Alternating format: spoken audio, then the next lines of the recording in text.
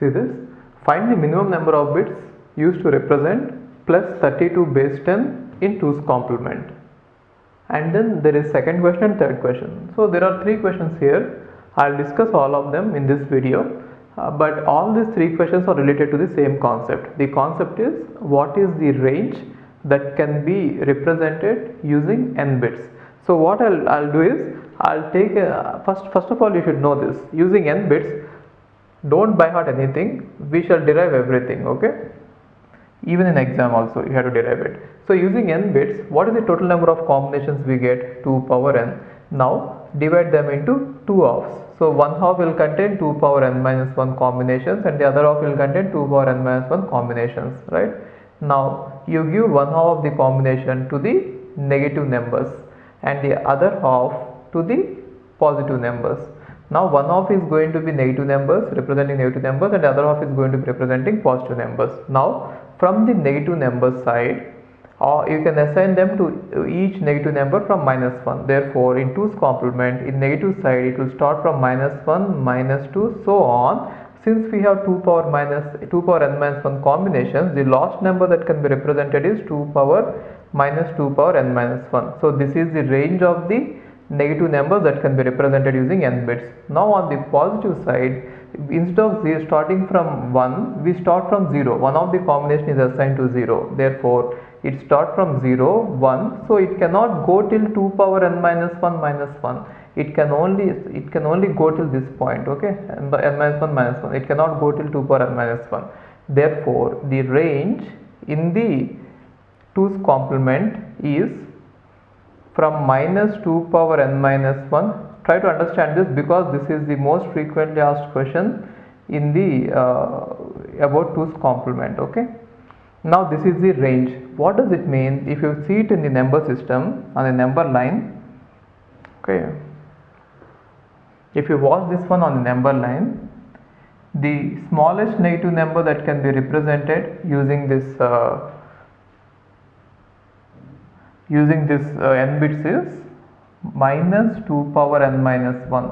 If you are using n bits, the smallest negative number that you can represent is minus 2 power n minus 1 and the largest positive number that can be represented is 2 power n minus 1 minus 1, right? Therefore 0 will be somewhere here. Okay, therefore now look at the question. What is the minimum number of bits used to represent plus 32 base 10 in 2's complement? So if a number has to be represented in this range, if it is a positive number, it should fall here from 0 to this range. If it is a positive number, if it is a negative number, it should fall here, right?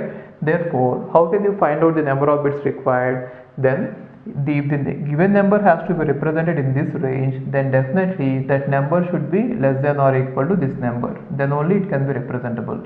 If the number is greater than this number, it cannot be represented. Therefore, what can we say here? If it is a positive number, then the condition is 32 base 10 has to be less than or equal to 2 power n minus 1 minus 1. Even these ranges are also derived from base 10 only, right? Therefore, you need not use base 10 on both sides. Now, what does it mean? 2 power n minus 1 is greater than or equal to 33. Apply log 2 on both sides. Then we get n minus 1 is greater than or equal to log 33 base 2. Then what does it mean? N minus 1 is greater than or equal to 5 point something, right? What does it mean? N is greater than or equal to 6 point something. Fine. Now what does it mean? N has to be a number which is greater than or equal to 6 point something. That means that 6 is not enough. Therefore 6 bits are not enough to represent it. So we have to go beyond 6. Then what is the largest number which is what is the smallest number which is greater than 6 point something, smallest integer, which is 7. Therefore we have to go with n equal to 7. Now what does it mean? Using 7 bits we should be able to represent 32. If you want to verify whether your answer is right or wrong, just find out what is the range of numbers that can be represented using 7 bits. So if you are using 7 bits, what is the range that can be represented? See this, the range is minus 2 power n minus 1 to 2 power n minus 1 minus 1. Now in place of 7, if in place of n if you put 7, we are going to get minus 64 to 63. Therefore definitely 32 lies between these two numbers. So 32 can be represented using 7 bits. Now what happens if we have used 6 bits, because they are asking about the minimum. Now I am saying that it cannot be represented using any number less than 7. So what happens if we are using 6 bits? Using 6 bits you can use like this. Again, if you substitute 6 here, you are going to get minus 32 to plus 31, which means 32 cannot be represented in this range.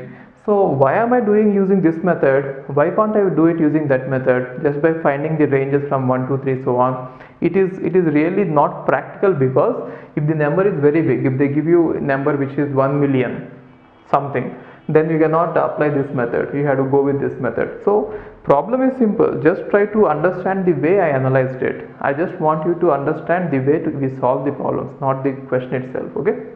Now let's see the next one, minus 32. Now let's see the next question. What is the number of the same question? The minimum number of bits used to represent minus 32 base 10. Now if you look at the negative number that falls in this range from 0 to here, right?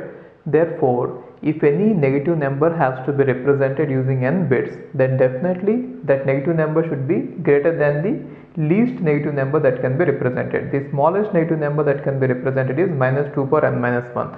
Some people say that it is the largest negative number. Whatever your convention is, get the meaning. Meaning is it has to be greater than this, then only it can fall inside this range. See, this is what I wanted, right? Here I want it to fall. Therefore, if the number has to fall here, then it has to be greater than or equal to this. So what can we say? Then again same thing. Then minus 2 power n minus 1, this number has to be greater than or equal to 32, right? Then what does it mean? That implies 2 power, okay, minus 32, right? Yes.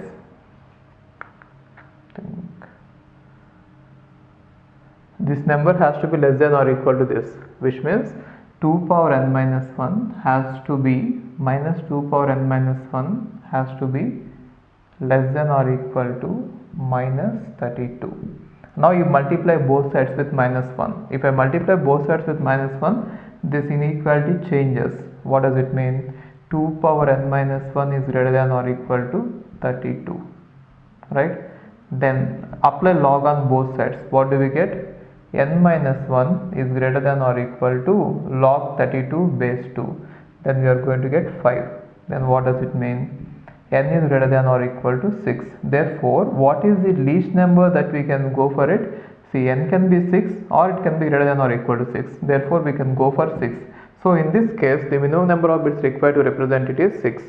So if you watch it, plus 32, it requires 7 bits, and minus 32, if you see, it requires 6 bits only. Why is this so? Because if you look at the 2's complement number, it has the capacity to represent more negative numbers than the positive number. Therefore, positive number, even though the magnitude is same, it needs more bits. Negative number, even though the magnitude is same, it needs less bits. Therefore, there will be a difference of 1 if you go to the borders, right? Now we are saying that 6 bits are enough to represent this. So if you want to verify if your answer is right or not, you just substitute 6 in place of this. Then what do you get? Minus 32 to 31, which means minus 32 can be represented using 6 bits. If you substitute in place of n, if you put 6, then you are going to get that, right? Okay. Now see the next one. Find the maximum positive number that can be represented by 10 bits in 2's complement. So they are asking the same question about the range only, but here instead of asking about the value, they have given you the value of n, and then they are asking you the range. Therefore, in this formula, in place of n, you substitute 10. Then what do we get? Minus 2 power 10 minus 1, which means minus 2 power 9, which is nothing but minus 512 to 2 power n minus 1 minus 1, which is nothing but 2 power 9 minus 1, which means 511. So minus 512 to 511 is the range that can be used to represent this. So these questions are possible on 2's complement. Generally they will ask you mainly about 2's complement. 1's complement and sign magnitude are not practically used now. That is why they are asking about 2's complement. And these kind of questions will be possible in this topic. Okay. Hi, if you are planning to do masters, then doing masters abroad is better than doing masters in India. I'll give you all the reasons. So, first reason is, out of 1 lakh students who take GATE every year, there are only 500 seats in old IITs. So all the IITs put together have an acceptance rate of 0.5%, and universities better than IITs, they have very good acceptance rate like 30%, 40%, but all the IITs put together have an acceptance rate of 0.5%.